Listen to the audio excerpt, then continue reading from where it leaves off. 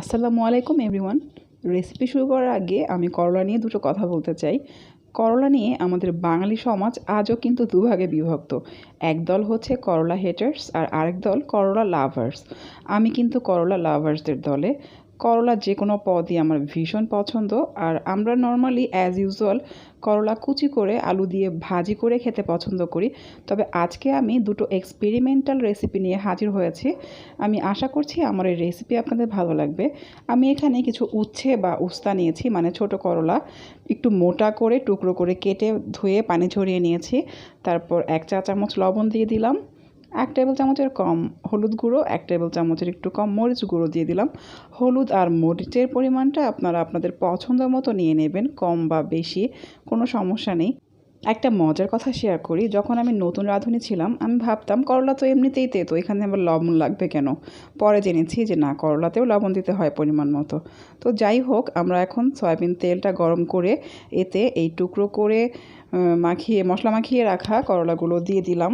Medium আঁচে এগুলো আমি ভেজে নিচ্ছি। নর্মালি আমরা যেভাবে বেগুনের চাক বা পটলের টুকরো ভেজে নিই, ঠিক একই স্টাইলে আমরা এগুলো এখন ভেজে নেব। প্রচুর ভিটামিন সি সমৃদ্ধ এই করলা আমাদের ত্বক ও চুল ভালো রাখে। এটা অ্যালার্জি, জ্বর, ঠান্ডা সহ অনেক রোগ প্রতিরোধ করে। ডায়াবেটিস, ব্লাড প্রেশার নিয়ন্ত্রণ করে, হার্ট ভালো রাখে, আমাদের দৃষ্টিশক্তি ভালো রাখে। করলায় রয়েছে প্রচুর আয়রন, ক্যালসিয়াম।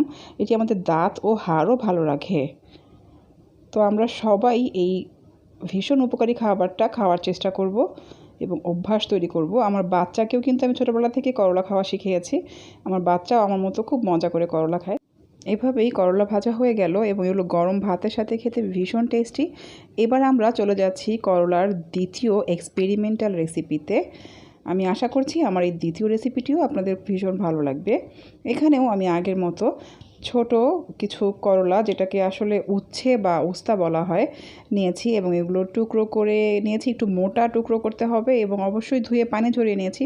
আরেকটা ব্যাপার মনে রাখবেন, করলা খুব বেশিক্ষণ ধুয়ে রাখলে কিন্তু তেতো ভাব বেড়ে যাবে। এটা ধোয়ার সঙ্গে সঙ্গে প্রসেসিং করে ভাজা শুরু করে দিতে হবে। অ্যাজ ইউজুয়াল এখানে আমি 1 চা চামচ লবণ, 1 টেবিল চামচ লাল মরিচ গুঁড়ো, 1 টেবিল চামচ হলুদ গুঁড়ো দিলাম।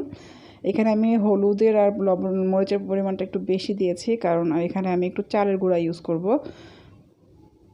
এগুলো আমি এখন হাত দিয়ে মাখিয়ে নিচ্ছি এবং উপর দিয়ে পরিমাণ মতো 2 মুঠো পরিমাণ চালের গুঁড়া দিয়ে দিয়েছি। তো এটা যদি খুব বেশি ড্রাই লাগে তাহলে অল্প একটু পানি ছিটিয়ে দেবেন। আমিও এখানে তাই করেছি, একটু পানি ছিটিয়ে এটা মাখিয়ে নিয়েছি। তো চালের গুঁড়োটা এমন পরিমাণ দিতে হবে যাতে করলাগুলো একদম কোটেড হয়ে যায়, মানে ঢেকে না যায়। উপর থেকে করলা সবুজা ভাবটা কিন্তু দেখা যাচ্ছে, আবার কিছু অংশে চালের গুঁড়া মশলা মাখা হয়ে আছে। এটা আসলে অন্যরকম লাগবে খেতে। তো এভাবে আমি গরম তেলের মধ্যে একটা একটা করে দিয়ে দিলাম এবং এটা এক পাশ যখন ব্রাউন হয়ে যাবে বা ভাজা হবে তখন আমি এগুলো উল্টে দিব। আর এটা কিন্তু সম্পূর্ণ আমার নিজের রেসিপি।